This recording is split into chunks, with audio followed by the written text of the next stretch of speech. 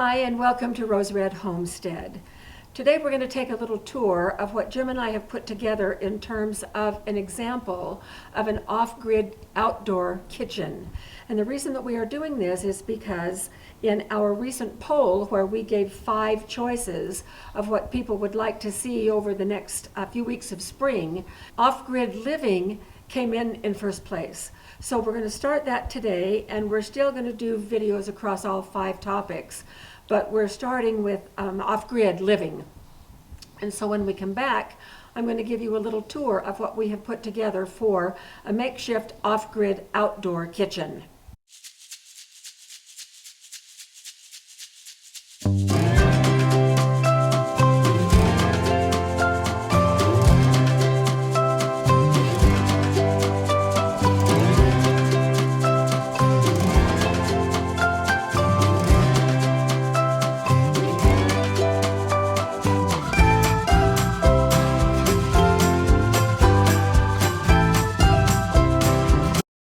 I'm just showing you a sample of things. Know that we believe in redundancy, and so we have backups of our backups to do outdoor, off-grid, a whole lot of things.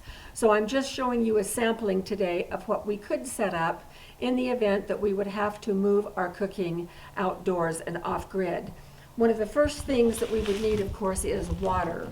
So we have this 6-gallon water barrel with a faucet on it, and I have various sizes of stainless steel bowls that I can use for dish pans.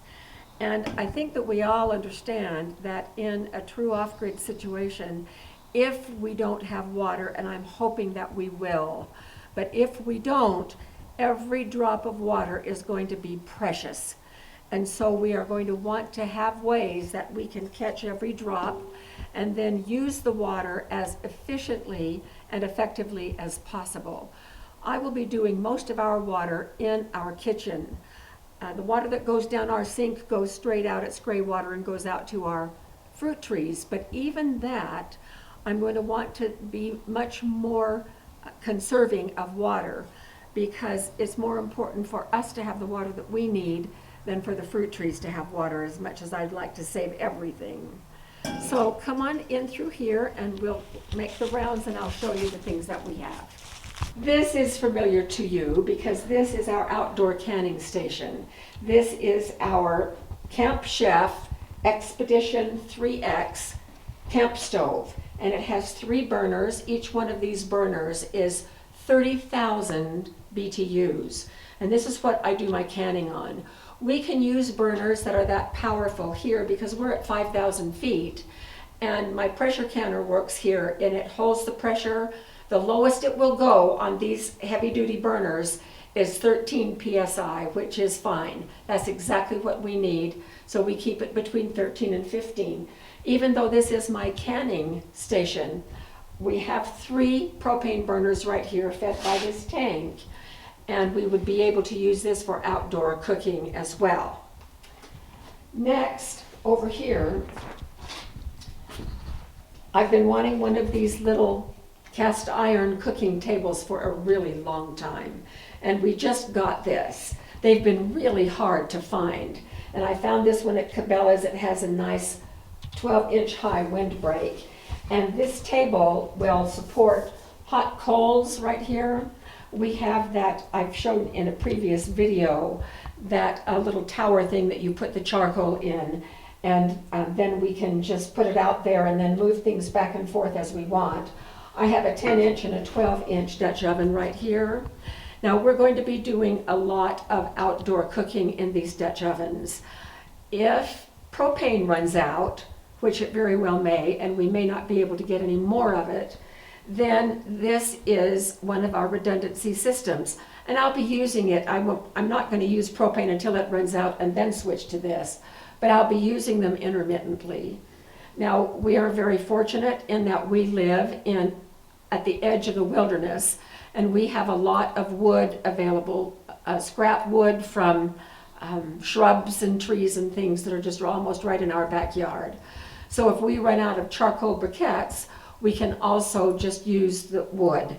And so this is the backup of our backup, And this is what I will be doing a lot of our oven type cooking in if we completely run out of propane. I also have a great big large 16-inch that also fits on here that I can bake pies in pie tins and things like that. So we'll be doing a lot of fun things. I'm going to do quick breads like biscuits and cornbread. We'll be doing flatbreads elsewhere like pita and naan and tortillas, which we've already done. And then I'm also going to be showing you how to bake bread in these cast iron ovens as well. So that's something that we can look forward to. Next over here, you may recognize this as being my little butane stove that I usually use inside. Now this is a setup, this whole setup is something that I can use inside in the kitchen. I've done it many times in many of our videos. What I've done right here is I'm showing you on the top I've put this Coleman camp oven. Now I also have put a welding blanket over the top of this in order to insulate it just a little bit more. We do have one video where I showed that I did bake some artisan bread in here in a little tiny cast iron. The inside got quite smoky, but because the bread was inside a cast iron, it did just fine. I have a tile that I put on the bottom that helps disperse the heat a lot more evenly. But this is a perfect little setup that I could use in my kitchen if I don't have my regular oven. It's not too big, but it can do biscuits and a few things like that. We can do baking. I could put a smaller loaf of bread in there. So I have this that I can cook on, and then adding this with an oven would be just great. Next over here, now of course I would not put these things this close together. In fact, I really would not use this on this table, and I wouldn't use this on this table either. This is my prep table. It's stainless steel, and I want to keep this area separate that I can actually use for prepping food. This is our EcoZoom rocket stove, and I'm actually going to get a second one as well. And we've done, I think, one or maybe two videos showing this. In one of our videos, I've also shown how you can make your own rocket stove out of cinder blocks. I'm going to get another one of these, and I'll tell you why in a second. But this is the handiest, dandiest thing ever. This is a little platform for the twigs to rest on as you feed them in here. It is a very efficient burner. This controls the air intake. And if you do it right, there's virtually no smoke.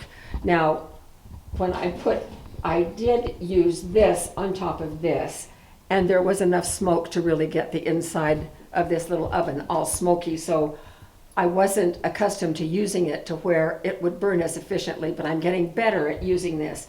And that's the thing. If you are going to be practicing, if we are going to be cooking off-grid, now is the time to practice and get methods down so that we don't make big mistakes like I did when I made this way too smoky. But this is like a one burner, and you can just cook all kinds of things on here. You can boil water, you can do whatever you want. Now, we have had some requests from people saying, will you please teach us how to cook over a campfire? Here's my opinion on that. Cooking over a campfire would be a last resort for me. Not because I don't know how. I grew up with a dad who did that all the time. But a campfire is about one of the most inefficient types of burning fuel that you can have in order for cooking. And so this is what I would use in place of a campfire because it is so more efficient. And it takes very little fuel, and the fuel that you use here, you can use yard waste, anything that is any bio type of fuel. Sticks and leaves and twigs, anything that you can find in your yard to burn. Paper will burn in here, and it is highly, highly efficient, much more so than an open campfire.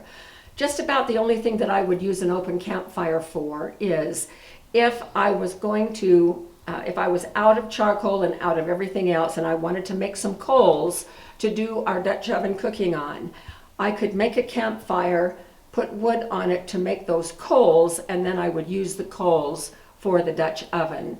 So I'm going to get a second one because I want to have that option. Here is our propane stove. And we have shown this before. I've baked bread in this before in one of our videos. This was on sale for a great price, and I published that on Facebook, and a lot of people were able to get this even for less money than what we paid for it. And there are 2 propane burners right here, but again, this thing is propane. And we now have, we had our propane guy come out, and we have a direct connection now to our great big tank that is on the far side of our property. So this is hardwired, so to speak, hardwired in to our propane source instead of having to have a tank like my canner stove is. And this has 2 little shelves, but I'm so excited to show you this. Look what fits in here. This is a cast iron pan, and it's for biscuits or little cakes. But guess what I've already tried out on it? You got it, popovers, and they work. They're not as tall as the ones that we showed in our video, but we are going to be able to have popovers so long as we have this propane stove. So that is just really, really cool.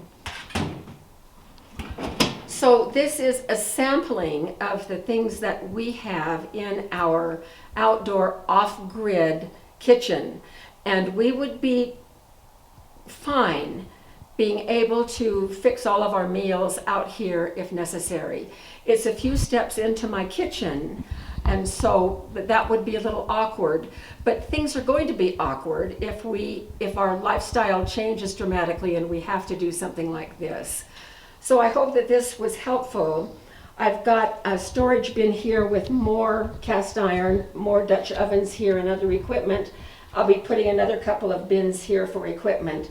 Now, we will not be leaving these things out here. We live in a great neighborhood. We're not too concerned with these things disappearing, but nevertheless, we want to be very safe and smart about things.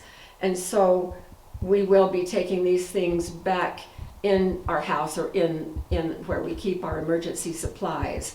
And if we were in a grid down situation, we might consider leaving them out. But I would also cover all of these with plastic bags to keep the weather off of them as well. So these are a few ideas and a little bit of a prelude to some of the things that we're going to be doing in our upcoming videos that are related to off-grid living. So thanks for joining us, and we'll see you at our next video.